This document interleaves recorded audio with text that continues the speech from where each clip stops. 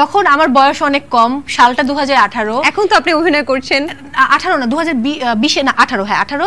এখন আমি অভিনয় করছি। তখন আমি ওনাকে বলেছিলাম যে আমি নিজেকে তার যোগ্য মনে করছি না। মানে এখন কি আপনি সাহস পাচ্ছেন?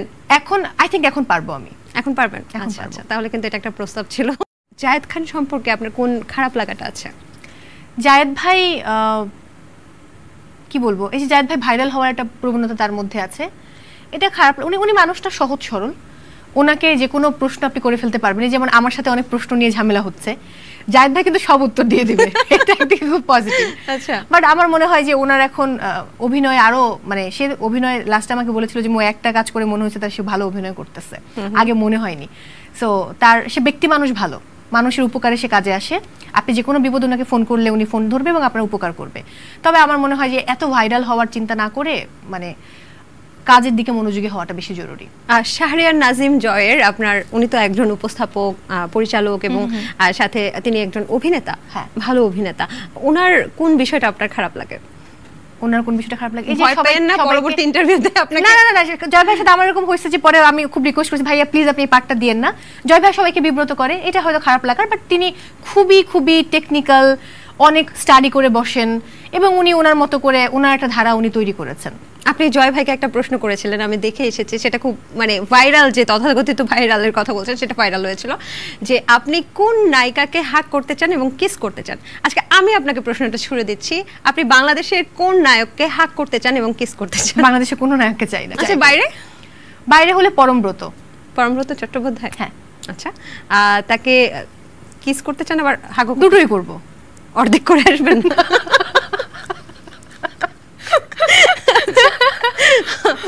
জুনায়েদ পলক, তার কোন বিষয়টা আপনার খারাপ লাগে?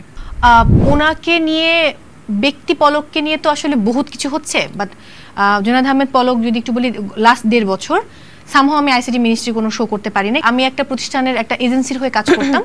তো ওই এজেন্সির যিনি মানে সিনিয়র একজন, তিনি আমাকে একদিন ডেকে বললেন যে মৌ তোর সাথে কি কিছু হয়েছে? আমি বললাম যে না তো ভাইয়া। কেন? বলে না, আমরা তোর নাম প্রস্তাব করলে তোকে বাদ দিয়ে দেওয়া হয়। এখন এই বাদ দেওয়ার কারণটা কি এটা তো আমি জানি না, এটা আসলে উনি নিজে ব্যক্তি, উনি বলতে পারবেন।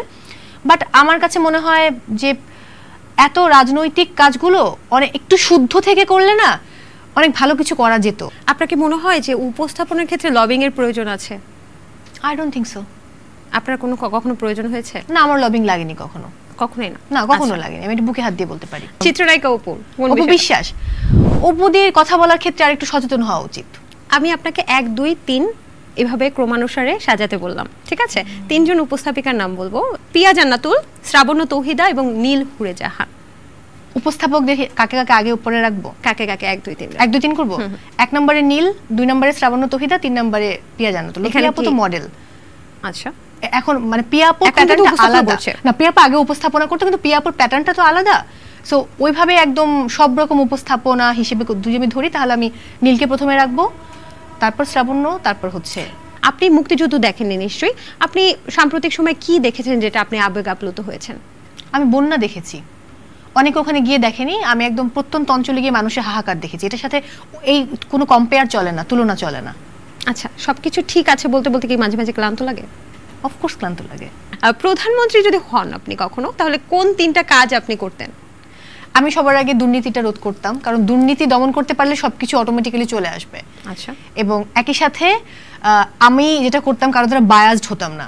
ওই দেশ স্বাধীন হওয়ার পরে কিন্তু রক্ষা করার দায়িত্বটা খুব বেশি ইম্পর্টেন্ট। সো সেই দায়িত্ব বলে না যে স্বাধীনতা অর্জনের চাইতে রক্ষা করা বেশি কঠিন। সো সেই কঠিন দায়িত্বটাকে আমাদের পালন করতে হবে, জেনারেশন জেডকে পালন করতে হবে। আচ্ছা, বেশ ভালো। প্রধানমন্ত্রী হলে কোন 3টা বিষয় আপনি করতেন না? করতাম না? হ্যাঁ, ডেফিনেটলি। 1 নাম্বার হচ্ছে যেটা করতাম না, সেটা হচ্ছে যে প্রধানমন্ত্রীর হয়ে এই যে হুটহাট জাতীয় সংসদে বসে কথা বলে ফেলা, এটা আমি বর্জন করতাম নিজের থেকে। যে কোনো একটা কটূক্তি করা, আমি একটা ভিডিও শেয়ার করেছিলাম, আপনি দেখেছেন কিনা, যে বাংলাদেশের একটা পত্রিকা, সেই পত্রিকাটা জনগণের শত্রু এবং তারা দেশের ভালো চায় না, দেশের জন্য খারাপ বয়ে আনবে, এরকম কিছু একটা উনি বলেছিলেন। একজন প্রধানমন্ত্রী কেন একটা ব্যক্তি প্রতিষ্ঠান নিয়ে কথা বলবে? তিনি তো প্রধানমন্ত্রী, সবার প্রধানমন্ত্রী। দ্বিতীয়ত যেটা করতাম না, আমি শোনা কথায় কান দিয়ে একটা সিদ্ধান্ত নিয়ে গো ধরে বসে থাকতাম না, আমি নিজে ওটা পর্যবেক্ষণ করে তারপর সিদ্ধান্ত নিতাম। আর থার্ডলি হচ্ছে আমার আশপাশের নেতাগুলোর ক্ষেত্রে আমি চিন্তা করতাম যে নেতারা কি আসলেই পদের যোগ্য, আমি যোগ্য নেতাদেরকে বসাচ্ছি। এই যোগ্য নেতারা কি আমার দেশটাকে সুন্দরভাবে পরিচালিত করতে পারবে, এগুলো ভেবে চিন্তে তারপর আমি তাদেরকে দায়িত্ব হস্তান্তর করতাম। ছোটবেলায় বড় হয়ে কি হতে চাইতেন?